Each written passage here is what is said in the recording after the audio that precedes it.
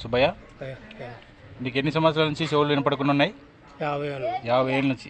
ఎన్ని హాస్పిటల్ చూపిస్తున్నావు 50 ఏళ్ళ నుంచి? ఊర్ల పేరు చెప్పు ఒకసారి.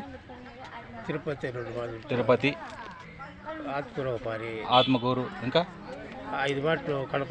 5 మాటలు కడప. మదనపల్లి కూడా పోయినా వెంటనే. మదనపల్లి అంటే ఇప్పుడు నువ్వు ఎవరు చేయమొక్క చూసినా బాగైంది? నా చేయ కాదు, 50 ఏళ్ళ నుంచి చెప్పు. ఎన్ని ఏళ్ళ నుంచి వినపడకుండా నుంచి వినపడకున్నది. ఇప్పుడు నీకు బాగా వినపడుతుందా? అర్థమయ్యకుండా ఉన్నాయి. యా చెవు యా జిల్లా మీది? కడప జిల్లా, మండలం సిద్ధవటం. ఊరి పేరు ఎవరు?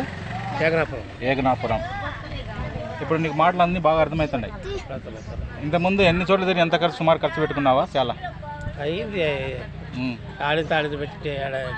ఒక 2-3 లక్షలు అయిపోయాయా? ఇప్పుడే 1 లక్ష 2 లక్షలు అయిపోయినాయా?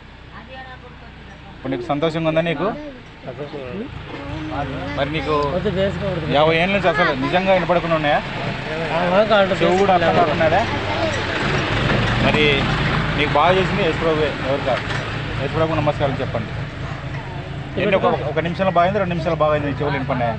నిమిషమా 2 నిమిషాలా? 2 నిమిషాలు చెవులు బాగా వినపడితే రాగా అర్థమవుతున్నాయి. లేకుంటే పెద్ద చెవుడు ఉన్నాయి, అసలు అర్థం కాకుండా. రైట్. చెప్తావా అన్న గురించి?